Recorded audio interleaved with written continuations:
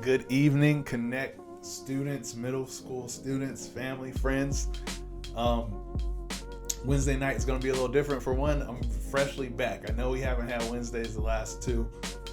That's because I was on daddy duty. My newest baby was born. So thank you guys for being patient, but we are back. Of course, Sunday mornings are back fully. We are going 9 and 11 service. Make sure you check it out. But instead of a lesson, I'm going to share a God story from the Mighty Men group that I'm in. And for one, if you guys don't know what the VBF Mighty Men's groups are, it's a large group of small groups, and small groups have kept the church going during this time, as you guys know.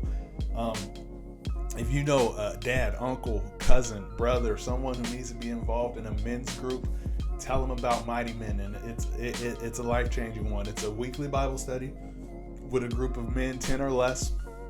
Some of them might have more, but the average is 10 or less.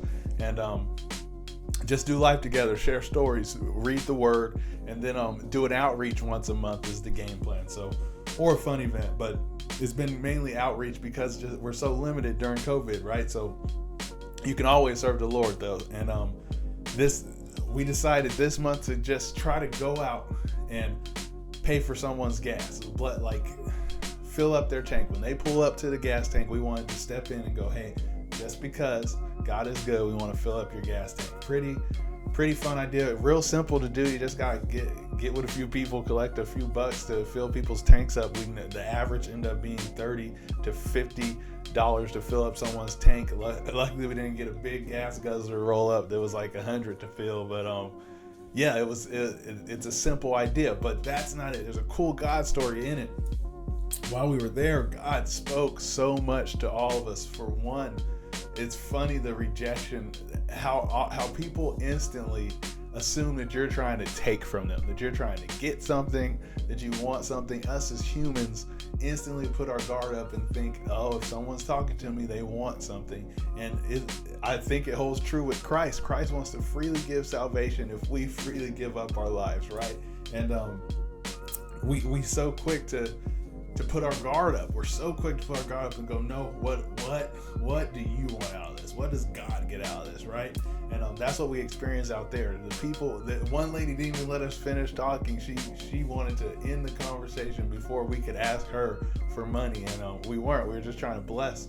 And then more things happen. So a lady pulls up. It's crazy how hard it is to bless someone with money. So the lady pulls up, and she's in like a Suburban, and she pulls up and gets out, and she's walking. She's kind of frustrated, and we kind of say that's a good one, right? Because she's having a bad day.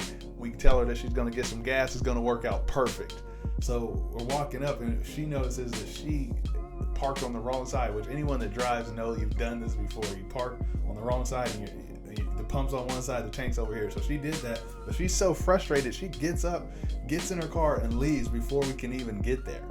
Then another car does a very similar thing, didn't pull up to the wrong tank, but comes in, looks around, drives, and we're looking at it. We're like, oh, we could fill this person up, and they drive off too. I'm like, what's with these people showing up to get gas and not getting it? It's the weirdest thing ever. So we came to the conclusion that God was trying to stop us from giving it to the wrong person, or he was trying to do something, but we assumed trying to stop us from giving it to the wrong person.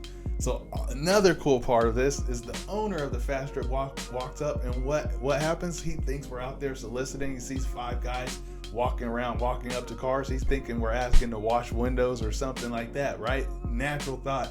It's a good job as a manager to come check us out. You shouldn't just let guys roam your parking lot, honestly, right? And we get to explain that we're from a Bible study. We just want to bless people, and we'll be out of your hair. We'll be out of the way as soon as we get done with this, but we have a task. God has given us a task. And he ends up being all for it, tells us God bless. He even gives it. He says, you guys can go and get 5 free fountain drinks on the house. So it was cool. We end up getting blessed in the midst of blessing people.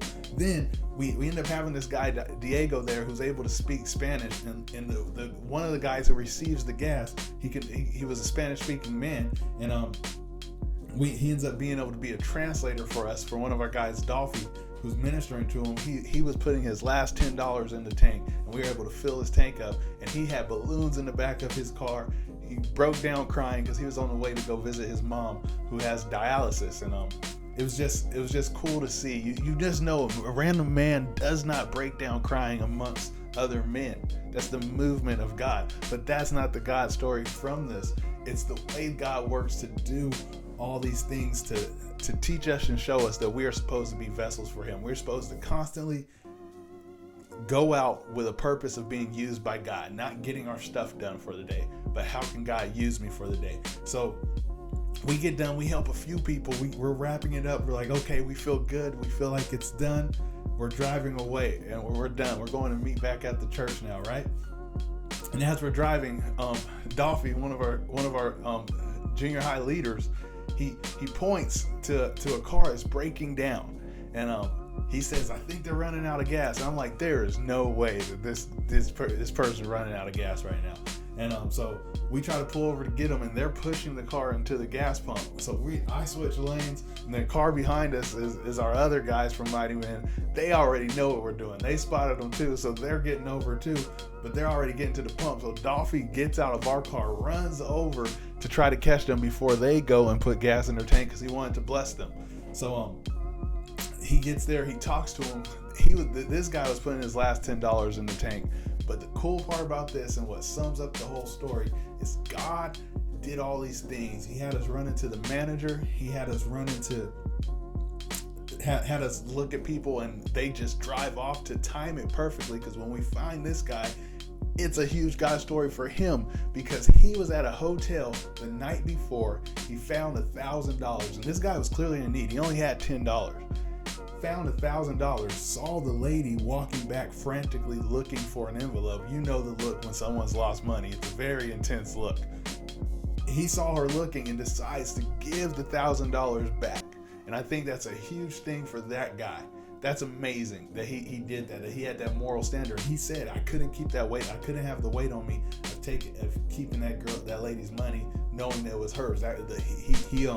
He was by far what you would think of a saint. He's cussing in every other word that he's saying to us, but he had this moral standard. He knew that God worked in a certain way, and he said, I couldn't have it on me. He knew God was real, and he said, I knew God would come. I knew a blessing would come back in return. I knew it was going to work out. So he received the blessing, got his tank filled up, and his faith was crazy because he had been telling his friends, we can't live like this. I can't live like this. Like, it's going to come back and haunt me if I do this malicious thing of keeping this $1,000. And it was cool that God would be able to use our group to be able to bless that guy, but more importantly, show everyone, all of us involved, that when we do it God's way, not only does he return the blessing and take care of us, but there's a peace that comes with walking in God's will. There's a peace. That guy now has peace accepting that blessing, has peace moving forward, knowing that it was the right decision to give that $1,000 back. So to you guys, the main points I learned, for one, is to be upright. Do what is right even when you think no one is watching, because God is real and God is watching. And two, take more time to just go out and do God's work. Not to squeeze it into your day, but take an hour or two out of your day and say, this hour or two is for me to be used by God, and watch what he does with it. Amazing things to come. He wants to use you guys. I love you. Thanks for listening. If you rocked with it and made it through the end of this video, love you guys. See you later.